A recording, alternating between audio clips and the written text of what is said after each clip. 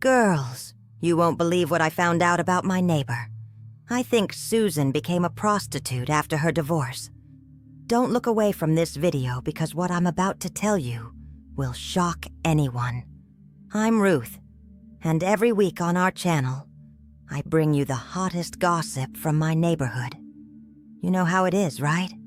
We're always watching through the window, and sometimes we discover things that, well, you'll understand. Guys, please, if you haven't subscribed to the channel yet, hit the subscribe button right now to be notified whenever I bring you new gossip. Also, leave a comment below telling me if you've ever experienced a similar situation in your neighborhood. And for God's sake, don't leave the video now, because the ending of this story will be jaw-dropping. But before I begin today's story, I need to share something important with you, who always follow me. Girls, you know I always take care of my health naturally, right? That's why I pinned some incredible natural products in the first comment that can help you with various problems. Insomnia, joint pain, diabetes, weight issues. In short, products I use, and that really work. Just click the link pinned in the comments to check them out, and you'll even help our channel. Now let's get to the point, because this story that I'm going to tell you. Guys, I still can't believe what I saw with my own eyes. It all started about 6 weeks ago. You know, I've lived in this house for over 20 years. I know all the neighbors. I know everyone's life here in the neighborhood. And there's a house right across the street from mine that has always been lived in by the most proper couple you could imagine. Susan and Michael. Susan was always a very low-key woman, you know. The kind you see leaving for work every morning at 7 o'clock sharp, always well-groomed, with her hair tied back in a bun and impeccable formal attire. She worked at an accounting firm downtown. Michael was a salesman at a car dealership, a tall, balding man, always wearing a polo shirt and khaki pants. They'd been married for about 15 years as far as I knew. Their home was always a model of organization. The garden was always trimmed, the grass was cut, and the fence was painted. On Saturday mornings, Susan watered the plants. On Sundays, Michael washed their gray sedan. It was a routine you could set your watch to. But girls, about 2 months ago, I started noticing some strange things around there. First, there were arguments. I was here in my living room, watching my 8 o'clock soap opera. You know how it is, right? When I started hearing raised voices coming from there. At first, I thought it was their television being too loud. But then I went to the window and realized they were fighting on the balcony. I couldn't understand everything they were saying, but I could tell it was serious. Susan was gesturing a lot, seemed agitated, and Michael kept running his hand over his head, like someone who's lost, you know? These arguments started happening almost every night. Then one Thursday, I was here having my afternoon tea when I saw a moving truck pull up in front of their house. You can imagine my curiosity. I was glued to the window all day watching the men move things out of the house. It was mostly furniture from the living room and what appeared to be an office. Michael was supervising everything, looking like a dog who'd lost his owner. Susan didn't even show up during the move. I only saw her late in the afternoon, just as the truck was leaving. She stepped out onto the porch, took a quick look around the street, and I swear for a second our eyes met, and then went back inside. It was then that I understood. They were breaking up. In the following days, the routine at home changed completely. Michael disappeared completely. His gray sedan was no longer parked in the driveway.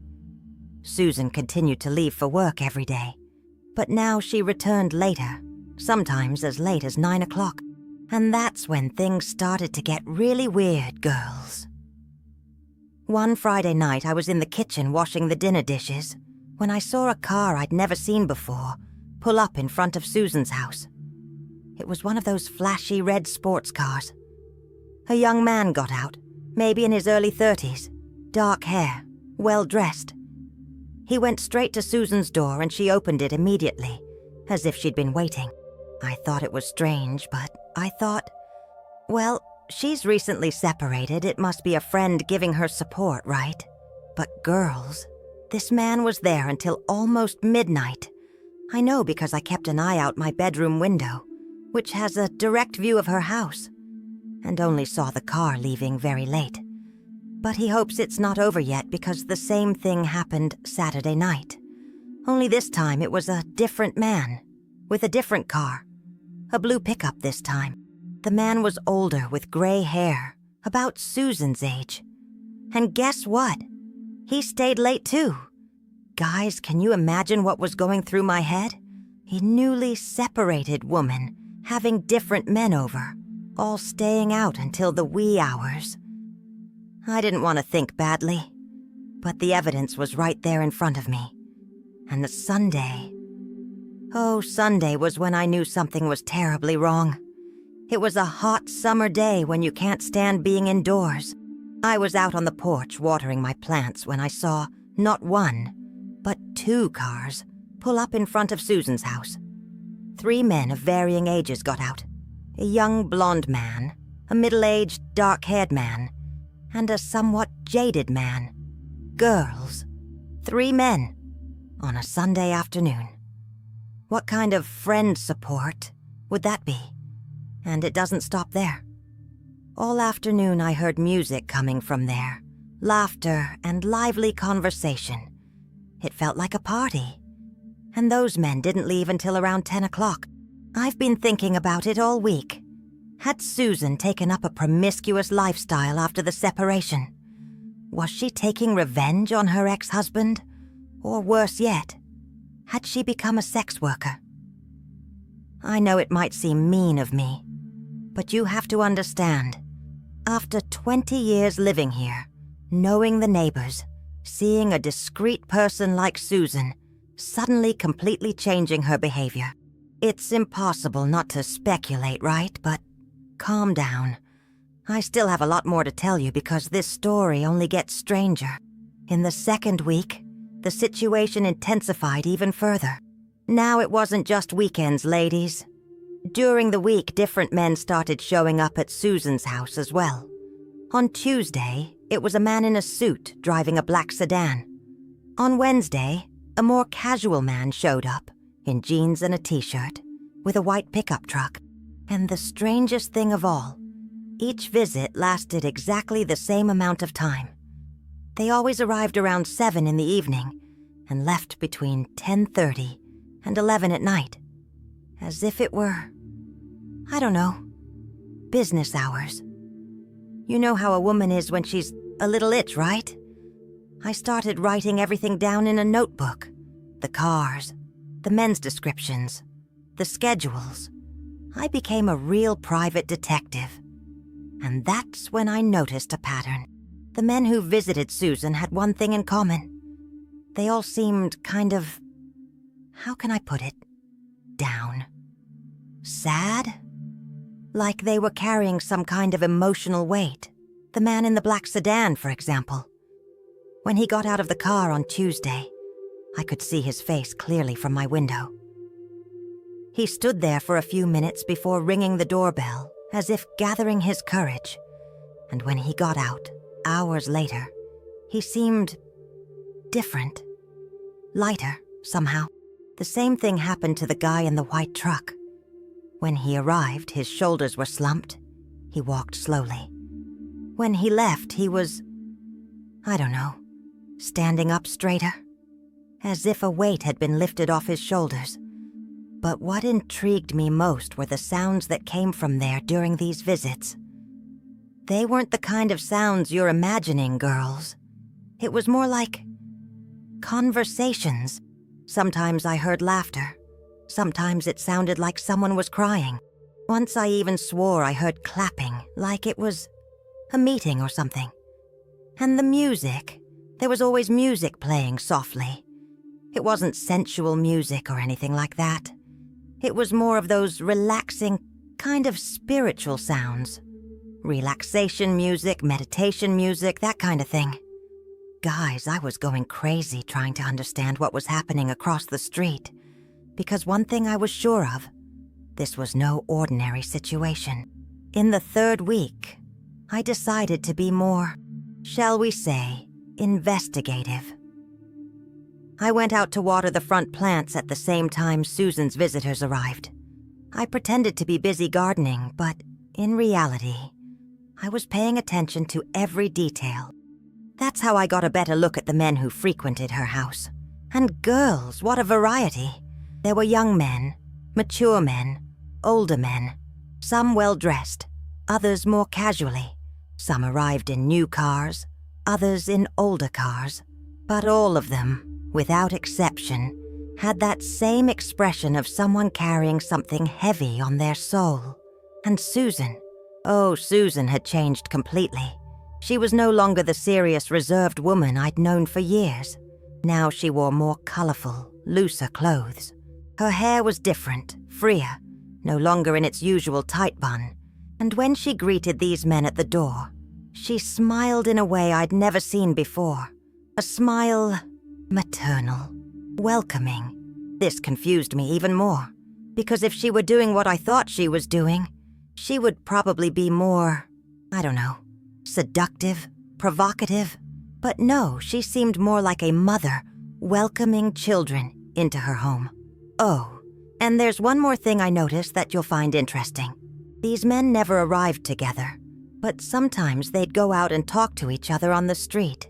It was as if they'd met inside Susan's house. Once I saw two of them chatting animatedly near their cars, even exchanging phone numbers, it seemed. And don't leave this video yet, girls, because I still haven't told you about that Thursday that changed everything. It was a rainy Thursday, I remember it well. One of those light autumn rains that makes everything a bit melancholy. I was in the living room watching a TV show when I heard a loud knock on Susan's door. It wasn't the usual polite knock. It was a desperate knock. I ran to the window and saw a soaked man standing in her doorway. He was clearly panicked, gesturing wildly, talking loudly. Even with the rain and the distance, I could tell he was highly agitated. Susan opened the door and, instead of letting him in, she walked out into the rain with him. They stood there on the porch, talking for about 10 minutes, both of them getting wet. She was holding his shoulders, speaking very slowly, as if trying to calm someone down, and after a while she managed to get him in. But this time, he didn't stay the usual 3 hours. He stayed all night. His car was parked out front. Guys, when I saw that, I knew my theory was right. What kind of job would require a client to stay up all night? My imagination was running wild. The next morning, I was drinking my coffee when I saw the man leaving. But girls, he looked completely different. He wasn't the desperate man from the night before. He walked slowly to his car, stopped, looked at Susan's house and waved a hand in thanks. And Susan appeared at the window and waved back. It was at that moment that I realized that maybe, just maybe, I was reading this all wrong. But before I tell you what was really going on, I need you to comment below. What do you think Susan was doing? Because I'm sure none of you will guess the truth. But wait, the story gets even more intriguing, because the following week, I decided to do something I had never done before. Actually spy. I know, you must be thinking, Ruth, this isn't right. But girls, you have to understand that I was losing sleep over this situation. 20 years of living next door to someone, and suddenly not recognizing who they are anymore. It's desperate. So on Friday of that week, I strategically positioned myself at my bedroom window, which had the best view of Susan's house, with a pair of binoculars my late husband used for birdwatching.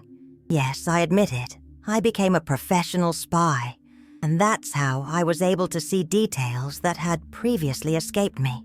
First, a tall, thin man arrived, driving a blue compact car. He stayed inside the car for about 5 minutes before getting out, fiddling with his cell phone. When he finally got out, I could see he was wearing a wedding ring. A married man. This only confirmed my suspicions. When Susan opened the door for him, they greeted each other with a formal handshake. No kiss on the cheek, no hug. Very professional, if you know what I mean. About 40 minutes later, another man arrived. This one was different. Younger, with disheveled hair and wrinkled clothes. He didn't wait in the car. He got out and went straight to the door, as if he knew the way well. And you won't believe what I saw! When Susan opened the door for the second man, the first was still there. I saw through the living room window that they greeted each other, as if they already knew each other. Man, this was a well-organized operation. Multiple clients at once. I couldn't believe that Susan, that perfectly proper woman, had turned into a, well, you know. But wait, there's more. Within the next hour, 2 more men arrived. 4 men, in one night. And they all seemed to know each other, because when the third arrived, I saw him greeting the others through the window. Susan's room was full. I could see shadows moving, hear animated conversations, laughter. Sometimes it would go silent, as if someone was talking and everyone else was listening. Then the conversations would resume, and sometimes I even heard clapping, and the music continued. Still that calm, relaxing music. Nothing you'd expect in a situation like this. The strangest thing is that they all left almost simultaneously, around 10:30, one by one, but in short intervals. And as they left, they greeted each other on the street, like old friends saying goodbye after a reunion. Ladies, I spent the entire weekend trying to process what I'd seen. What kind of deal was this? Why did everyone seem to know each other? And why did Susan seem more like a hostess than anything else? I decided to observe more during the following week, and that's when I began to notice other strange details. For example, some of these men began to return. The man in the black sedan returned on Thursday. The guy in the white pickup truck appeared again on Saturday. If that were what I was thinking, would it make sense for regular customers to return? Maybe so, right? But what confused me was how they arrived. They no longer looked like they were carrying the weight of the world on their shoulders. They came more lighthearted, smiling even. And there was one thing that really caught my attention. One Tuesday, I was watering the plants when I saw the man from the first day, the one in the red sports car, arriving. But this time, he wasn't alone. There was another man in the car with him, and when they got out, they were chatting animatedly, like great friends. They walked into Susan's house together, and I wondered, was she now serving couples? What kind of services were these? But girls, the thing that disturbed me most was Susan's behavior, because she was visibly happier. I'd see her in the garden in the mornings, humming as she watered the plants. She waved at me a few times when our eyes met, with a genuine smile I hadn't seen in years. If she were doing what I thought she was doing, shouldn't she be more, embarrassed? Discreet? But no, she seemed like a fulfilled woman, satisfied with life. Leave a comment with what you think is happening, because I need to know if you're thinking the same thing I was thinking. It was in the 4th week that I decided I needed to find out the truth, once and for all. I couldn't speculate anymore. I needed concrete evidence. So I came up with a plan. On Thursday night, when Susan's visitors usually arrived, I would go out to take out the trash, just in time. That way I could observe more closely, and maybe even hear something. At 7 o'clock sharp, as usual, a car arrived. This time it was a silver SUV, and a well-dressed man in his 50s got out, carrying a briefcase. Executives making out? Well, I'd seen it all before. I waited about 15 minutes and then came out with my trash bag. The trash can was right next to the street, so I could get a good look at Susan's house. And that's when I had the biggest surprise of my life up until that point. As I was returning from the dumpster, I heard voices coming from Susan's open living room window. And girls, it wasn't what you think. It was a serious conversation, with someone speaking and others listening in silence. I caught a few words. Feelings, process, support, overcoming. It felt more like therapy, a motivational talk. I hid behind the tree in front of me for a few minutes, trying to understand better. And then I heard something that made me question everything I had thought. Until then, a man was speaking, his voice breaking. "Thank you, guys. You don't know how important it is to have a place to talk about this without being judged. My ex-wife took everything, even my children, and I didn't know how to move on. And then other men started speaking words of support, of encouragement. It was like a mutual aid group. But no, it couldn't be that. It was too much of a coincidence. I must have misheard. I returned home with my head buzzing with doubts. Had I misread everything from the start? But how could I explain the multiple men, the regular schedules, the secretive behavior? On Friday, I decided to do the ultimate test. I was going to knock on Susan's door and make up any excuse to see what was going on inside. I waited for the first visitor to arrive, the usual man in the blue pickup truck. 15 minutes later, I knocked on the door. Susan answered with a smile on her face, but I could tell she was a little taken aback when she saw me. "Hi, Ruth. What a surprise. How are you?" "Hi, Susan. Sorry to bother you, but I'm out of sugar and I need to make a cake for my granddaughter tomorrow. Do you have some I could borrow?" "Sure. Come in, please." And that's when I saw it all, girls. In Susan's office, 5 men sat in chairs arranged in a circle. Some I'd seen before. Others were new faces. They all looked at me when I entered, but not with the look of someone caught red-handed doing something wrong. They looked curiously, as if interrupted during an important conversation. "Everyone, this is my neighbor Ruth," Susan said matter-of-factly. "Ruth, these are some friends of mine." The men waved politely, and one of them even stood up to greet him. "Sorry to interrupt," I said, still trying to process the scene. "I just came to borrow some sugar."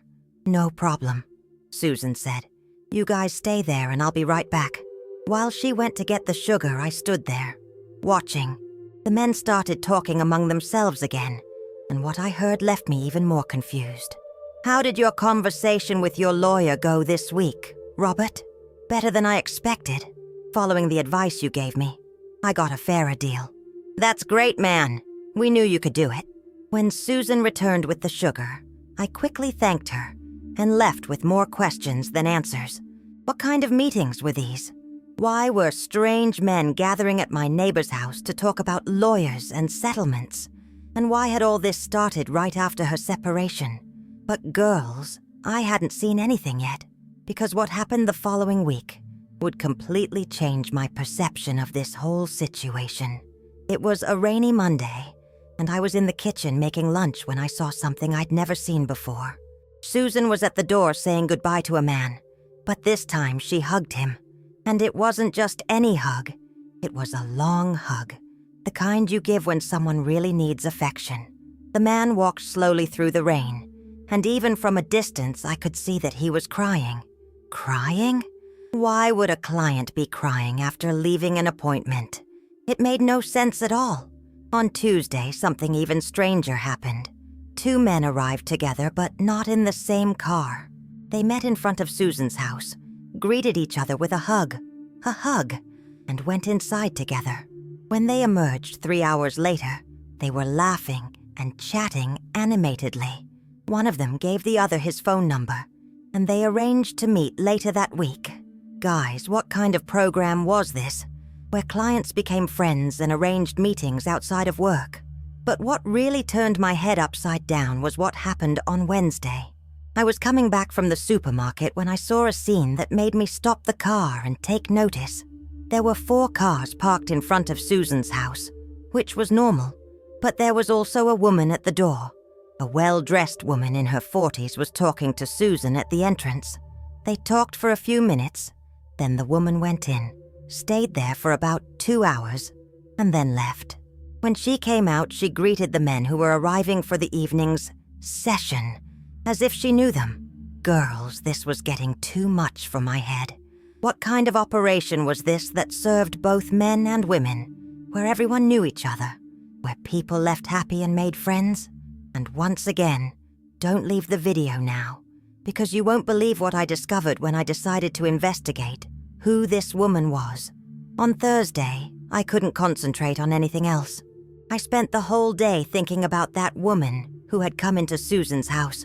What kind of business was this that catered to both men and women? And why did everyone seem to know each other so well? So I decided to do something I'd never done before.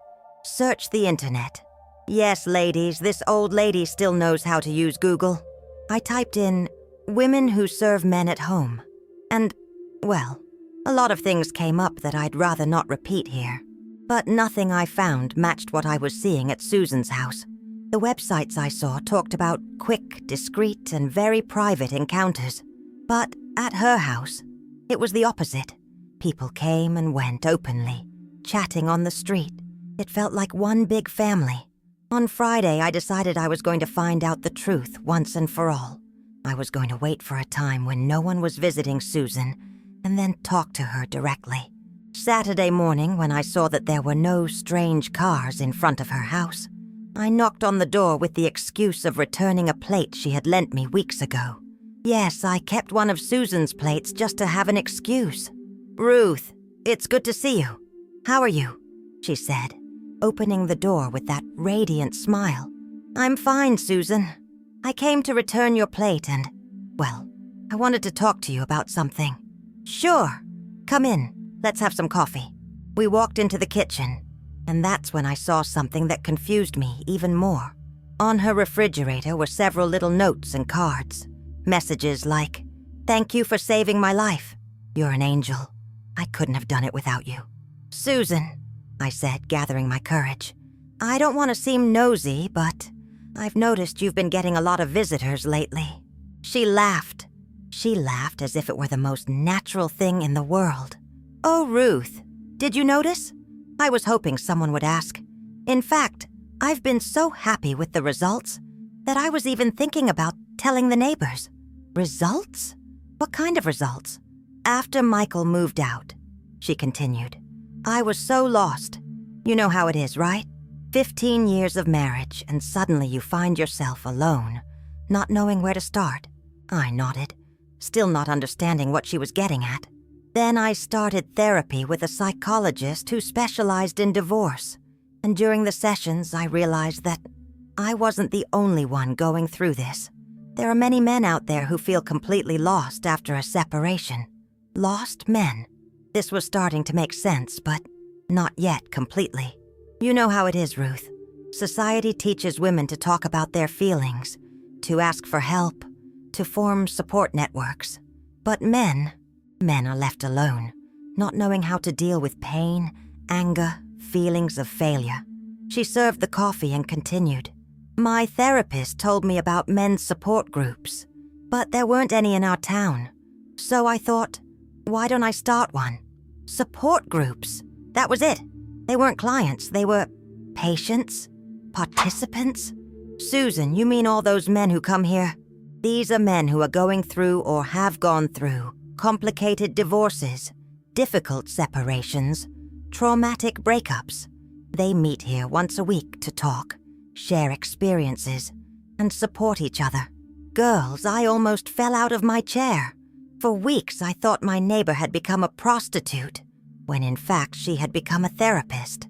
But Susan," I said, still processing, "how did you manage to arrange this? How did these men find you?" "Oh, it was easier than I thought.